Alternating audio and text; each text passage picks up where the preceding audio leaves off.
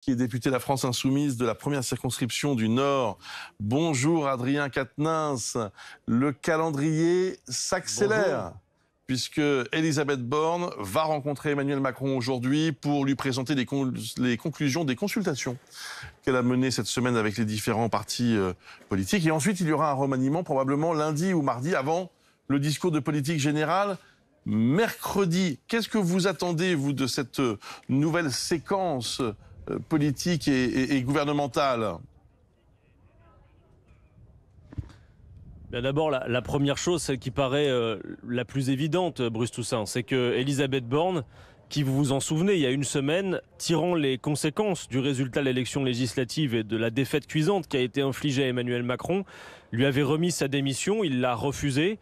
Donc pour l'instant, tout ce petit monde gouverne, pour le peu qu'il gouverne, complètement hors sol. Et donc Madame Borne doit se présenter devant le Parlement, elle va le faire mercredi 6 juillet, mais elle doit solliciter un vote de confiance des parlementaires. C'est ce que nous réclamons, c'est une nécessité absolue, parce que gouverner ne peut pas être le fait du prince. Voilà d'abord pour la forme. Ensuite, et je crois que c'est le plus important, on a entendu, comme c'est l'habitude du gouvernement, quelques sorties sur leurs intentions face à la crise du pouvoir d'achat, à la hausse des prix. Et moi je vais vous dire très clairement, Bruce Toussaint, que tout ce qui nous est annoncé pour l'instant n'est pas à la hauteur et surtout ne jugule pas la hausse des prix à la source. Et c'est bien ça le problème qu'on a. Il faut mesurer le tableau qu'on a sous les yeux. Les gens sont pris à la gorge, ils souffrent. Vous avez des gens qui sont de plus en plus pauvres et de plus en plus nombreux à être sous le seuil de pauvreté d'une part, et vous avez aussi une masse considérable de gens qui travaillent, mais comme la hausse des prix est en train de grignoter des salaires, vous avez de plus en plus de gens qui, malgré le fait qu'ils bossent, n'arrivent pas à joindre les deux bouts. Ça, c'est inacceptable dans la 6e puissance économique du monde. C'est d'autant plus inacceptable quand on sait que la hausse des prix est d'abord le fait, non pas d'un phénomène qui tomberait du ciel, mais d'une spéculation, et qu'il y a des profits absolument monstrueux qui sont réalisés dans cette période. Donc on ne peut pas d'un côté demander toujours des efforts aux Français, avoir des gens qui n'arrivent pas à joindre les deux bouts, et de l'autre côté une foire, un véritable casino des dividendes contre lequel le gouvernement ne fait à peu près rien. Moi je vous le dis, Bruce Toussaint, vu la situation que nous avons sous les yeux, un gouvernement qui prendrait ses responsabilités serait un gouvernement qui dirait halte au feu. Maintenant la foire aux dividendes, ça suffit, les gens sont pris à la gorge, il faut les soulager. Et donc nous attendons des réponses de Madame Borne là-dessus, mais en toute hypothèse, comme ce que nous voyons pour l'instant ne nous satisfait pas, eh bien avec la nouvelle Union populaire écologique et sociale, dès la semaine prochaine, nous allons faire une proposition de loi qui contiendra notamment la hausse du SMIC à 1 500 €, l'écart des salaires de 1 à 20 dans une même entreprise, le blocage des prix, la revalorisation des fonctionnaires à 10%, c'est-à-dire le dégel du point d'indice. Bref, autant de choses qui sont ô combien nécessaires. Je pense aussi à la garantie dignité pour les jeunes à 1 063 €. Il faut maintenant mettre le paquet et pas faire dans la demi-mesure. Quand il s'agit de faire des cadeaux aux plus riches de ce pays, le gouvernement met le paquet. Là, il s'agit de soulager la grande masse du peuple qui souffre à l'heure où on se parle. Adrien Quatennens, j'aimerais qu'on évoque maintenant les premiers pas de la NUPES à l'Assemblée nationale, qui sont d'ailleurs, j'allais dire, assez bruyants, mais ne le prenez pas mal. C'est vrai qu'il y a un style tout de suite qui semble s'imposer. Et avec peut-être aussi une sanction immédiate, l'idée qu'il y aurait une sorte de mouvement tout sauf la NUPES. On a cru hier matin qu'Éric Coquerel n'allait pas être élu président de la commission des finances. Ça s'est joué finalement à peu de choses. Est-ce que vous êtes certain que votre stratégie actuelle, qui est de montrer les muscles tout de suite, est la bonne ? Vous savez, Bruce Toussaint, nous avons un mandat et ce mandat est sacré. Et c'est un mandat d'opposition parlementaire. Et en démocratie, et je crois que vous le supportez très bien, l'opposition, c'est extrêmement important. Alors nous ne sommes pas une opposition principielle, je veux le dire, et c'est ce que nous avons fait, y compris dans les 5 dernières années. Ça n'est pas parce que M. Macron prendrait une initiative que, parce que c'est lui qui la prendrait, elle serait par nature mauvaise. Pour autant, nous ne voyons pas qu'il prenne les bonnes. Et donc c'est notre devoir de le dire, de le pointer du doigt et de formuler d'autres propositions. Sur ce qui se joue à l'Assemblée nationale, et y compris des combines et des alliances qui se jouent contre la nouvelle Union populaire écologique et sociale.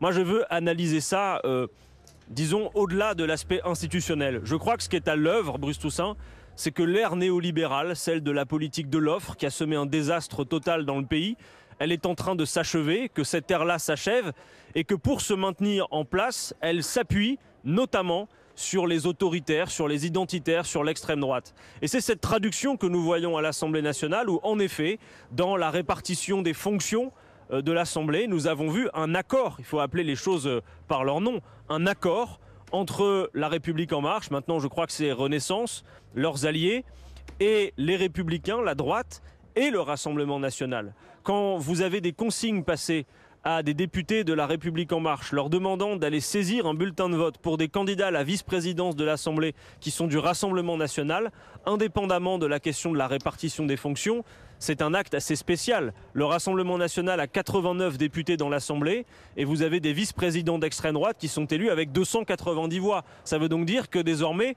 ce ne sont pas simplement des digues qui auraient sauté comme on l'a vu pendant la campagne législative, c'est autre chose. Ce qui a démarré, c'est l'alliance de fait du système contre la seule opposition véritable. Parce que Bruce Toussaint, vous n'avez jamais entendu Marine Le Pen parler comme je l'ai fait de l'accroissement des profits entre quelques mains.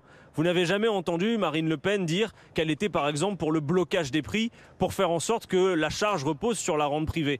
Donc voilà, c'est ce rapprochement que nous voyons à l'œuvre. Et à côté, vous avez une opposition, en effet, celle qui défend le peuple, celle qui défend les gens qui veulent vivre de leur travail. C'est la nouvelle Union populaire écologique et sociale.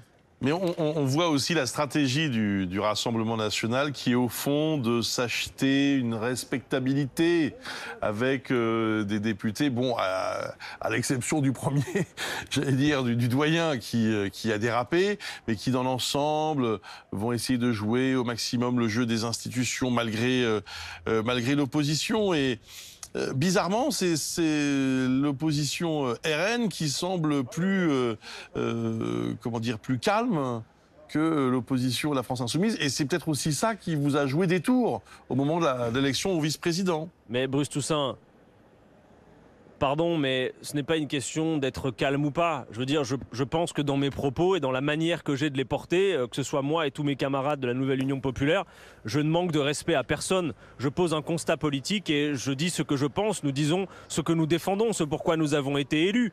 Alors après, le Rassemblement national fait le choix d'être dans la compromission avec Emmanuel Macron. J'ai lu hier que l'Élysée se sentait potentiellement rassuré sur ce que pourrait faire le Rassemblement national, donc l'extrême droite, dans le cas où Mme Borne solliciterait un vote de confiance. L'extrême droite est donc désormais à sa tâche. Elle rassure Emmanuel Macron. Pardon de vous dire que ce n'est pas le rôle qui nous a été confié. Et nous ne sommes pas dans une situation où nous voudrions bloquer.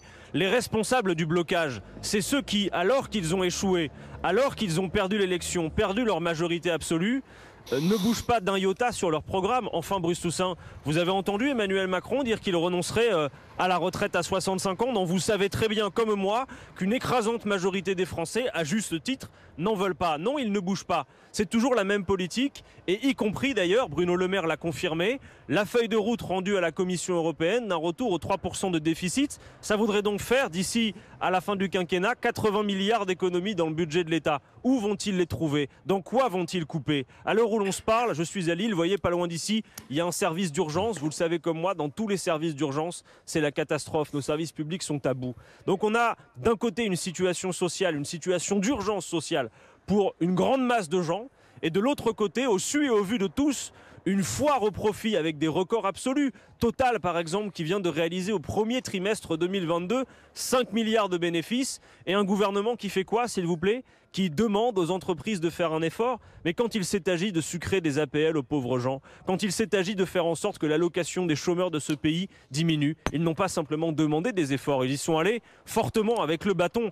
Donc maintenant, je le dis, s'il entend véritablement le diagnostic, d'ailleurs très partagé, selon lequel la hausse des prix est d'abord le fait d'une spéculation. Pas plus tard qu'hier, c'est sur votre antenne que Michel-Édouard Leclerc a dit que les hausses des prix étaient le fait de spéculation. Eh bien, un gouvernement qui entend ça doit y mettre fin. Et y mettre fin, c'est pas le faire par des effets de tribune, c'est bloquer les prix pour faire en sorte que les fournisseurs prennent sur leur dos, avec les bénéfices qu'ils ont constitués, l'effort qu'il faut faire pour soulager les Français et faire en sorte que cette foire au profit ne puisse pas continuer. Bruce Toussaint, je termine là, mais nous sommes en France, 6e puissance économique du monde.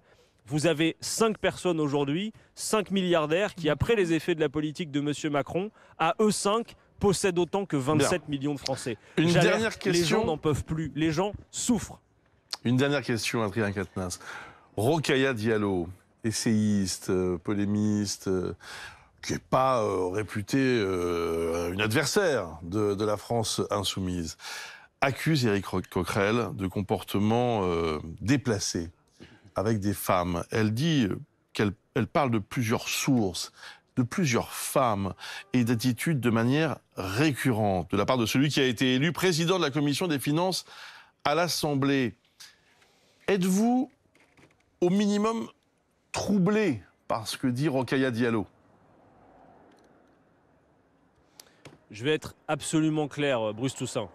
On ne mégote pas, on ne rigole pas avec les violences sexistes et sexuelles. Et on prend au sérieux la parole des femmes. Simplement, pour faire ça, il faut le faire dans un cadre qui soit construit pour ça. Et vous savez, Bruce Toussaint, qu'à la France Insoumise, nous avons pris depuis longtemps déjà nos dispositions pour le permettre. Et que dans un passé même récent, nous avons même renoncé à une candidature à la législative sur ce fait parce qu'il y avait eu des signalements. Donc je dis une chose très simple. À l'heure où je vous parle, notre cellule contre les violences sexistes et sexuelles n'a jamais été saisie de comportements déplacés. D'ailleurs, de quel type d'accusation parle-t-on? Il nous faut des témoignages précis, il nous faut des faits. Ça ne peut pas être des accusations de comportements déplacés. De quoi parle-t-on qui serait répréhensible? Aujourd'hui, nous n'avons connaissance de rien. Donc je dis une chose très claire.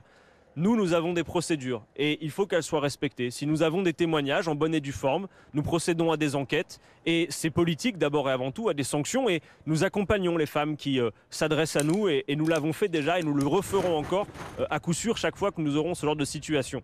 Mais là, en l'espèce, il n'y a rien qui a été porté à la connaissance de la cellule de la France Insoumise, absolument rien.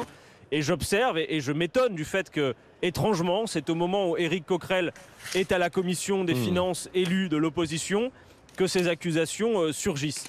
Et il faut faire attention à bien respecter les choses. La parole des femmes doit être entendue, accompagnée, dans un cadre précis, pour que ce ne soit pas non plus déconsidéré d'une part, mais que ce ne soit pas non plus des accusations de comportements déplacés dont on ne sait pas précisément de quoi on parle. Voilà. Moi, je suis à disposition. Donc, si j'ai bien compris, à disposition Adrien pour recueillir Quatennens, des témoignages, des choses précises.